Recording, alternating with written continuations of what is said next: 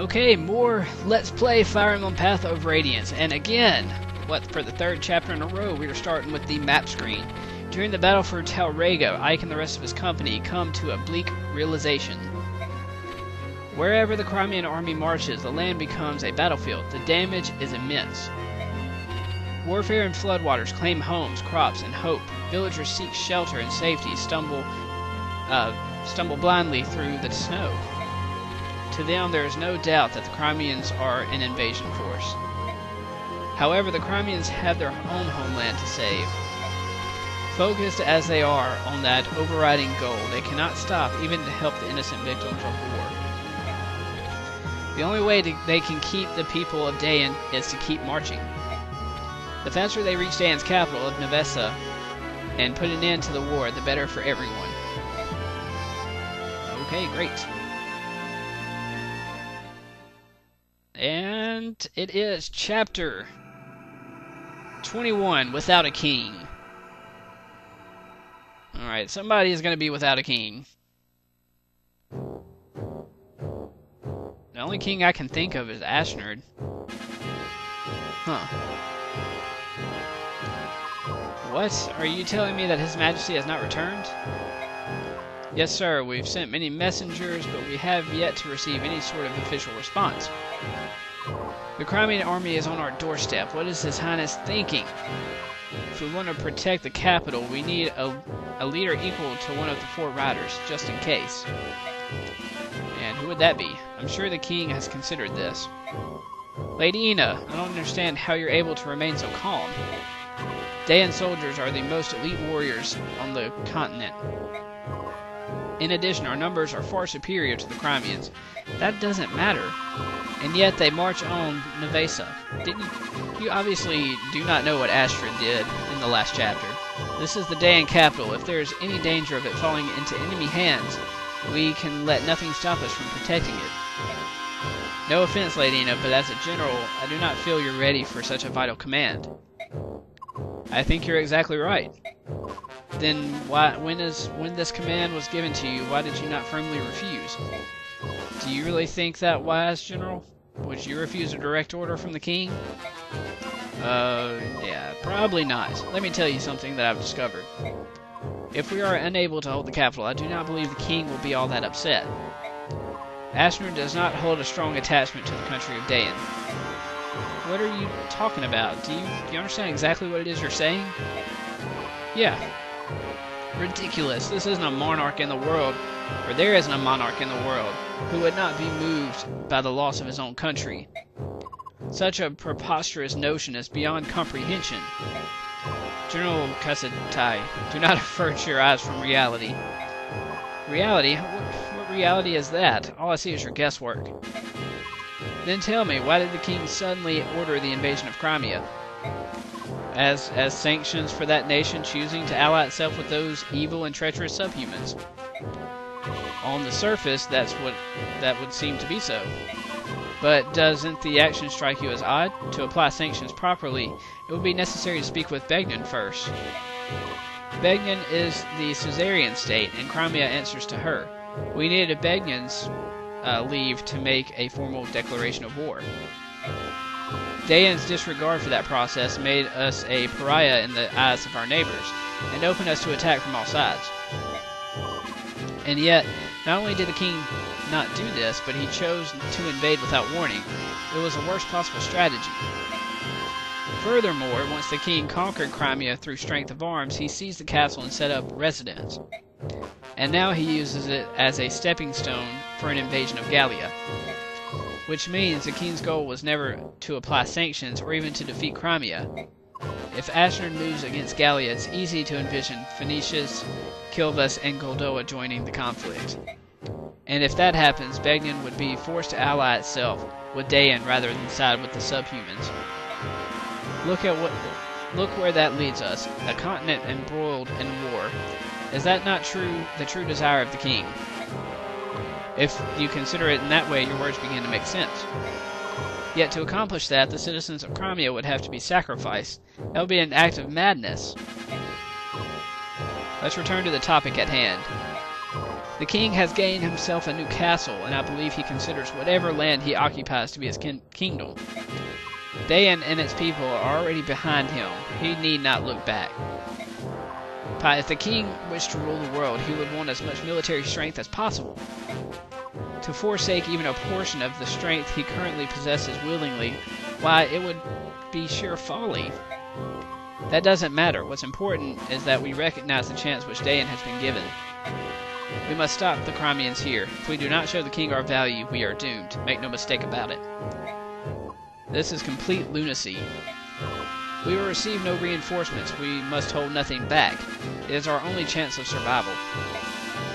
This I cannot. Yeah. Be strong. The king has provided us and the capital with one final measure. We will use it to weather the storm. What? However, to use it, I need you, General Kasatai. Your cooperation is imperative. If you want to win, you must trust me. Understood. In this time, let us cling to any hope we can find. Lady, no, General Ina, I place my trust in you. So what measure are they talking about? I'm kind of afraid to find out. So this is the Dayan capital, eh? If we can just defeat King Ashnard, this war will be over. Ike, here you are. Uh-oh. You asshole. What is it, Nasir? Are you sure that you have enough soldiers to lay siege to the capital? Your opponent is called Mad King Ashnard, after all. Who knows what sort of traps he has in store for you? Yeah, including a rat to steal the medallion and tell him what we're doing. He may indeed have something planned. Surely they've received reports of our advancement, yet it's so quiet. It looks like every able-bodied man has been conscripted into the army, while women and children have evacuated the area. We're not invaders. We wouldn't lay a hand on the citizenry. There's no way for them to know that. They do know what their army did to the people of Crimea, however. If they fear they will be punished for that, I'm sure they decided to err on the side of caution. What happened to the Crimean people? Surely only the soldiers were imprisoned or killed. You truly have no idea how to rule a nation. Do you know what happens to a country that loses a war? Everything is destroyed. Homes, land, crops, everything. And the citizens, they're not even treated as human. Crimeans, especially those near the capital where Dayan's presence is strongest, are treated worse than Laguz. That's horrible, yeah. The people understand this, which is why they pay for protection in the form of taxes. For the royals and nobles who are charged with protecting the people, there is no greater sin than to be defeated in war. It is the ultimate betrayal of the people's trust. Okay. Soren's just making things worse and worse. He has that ability. Now it's time for us to throw down Ashnard and drive his army from Crimean soil. You're the only one who can do that. Do you understand? Yes, okay. I will save the people of Crimea, this I swear. As I've said before, I won't be turned away. If there are traps, we will just fight our way through. The war ends here. Yes, yeah. I hope it all goes as planned. I will do my best to make it so. And Nasir is speechless, of freaking course. Okay. And yes, just as I thought, Astrid is the MVP. So this means we should be at the base, and we probably have support, conversation. Well, no support, but we have infos. And damn it, 2 1-stars. Okay. So I guess Jill is happy with us then. Even though we killed her father in the last chapter. Lady Fizzart, what?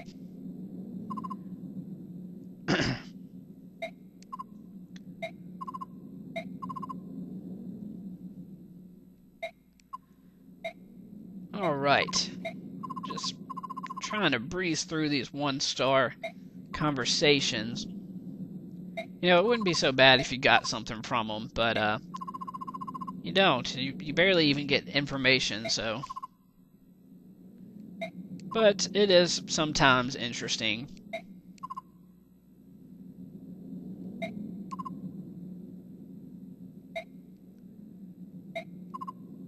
Uh-oh. Those dirty Crimeans are to blame. If they'd never come to Dayan, that battle would have never happened. And Lord Shiharam would still be with us. Uh-oh. Sister, I'm hungry. I'm surprised Ike's not chewing her out right now with how his temper is. Oh, wow. Throw that away right now. We'll starve to death before we take charity from Crimean killers. Wow. Oh, wow.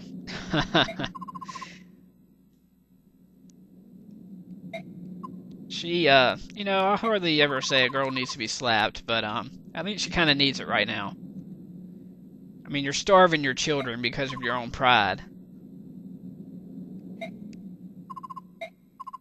That's pretty sad. Well, more power to you. If you're that stupid, then you probably deserve it.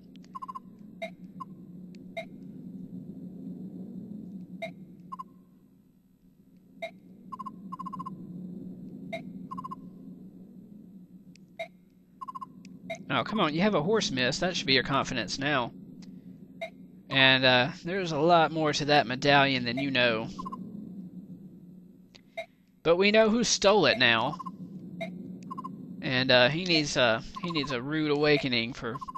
Uh-oh, there he is. If you're going to chat, why not go inside? Even if the snows are beginning to melt, it's still cold out here. You know what? I don't really care what you say.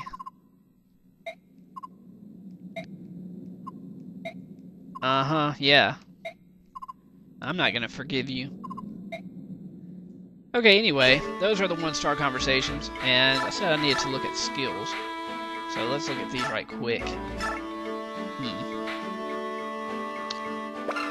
Provoking enemies into attacking first. Okay, well... I want to look at the convoy right quick to see what I have in here. What is smite? Let's take that. Maybe smite's a good attack or something. Doubles the effect of shove. Oh, that. Probably never gonna use that. Okay, well, I'm gonna end the part here. So, next part we will leave the base. I guess I'll just re-outfit people. I know a couple of people are running out of items, so I'll just get some items before the next part, and I don't think I'm going to do any bonus experience this time, so I will see you guys in the next part, and thanks for watching.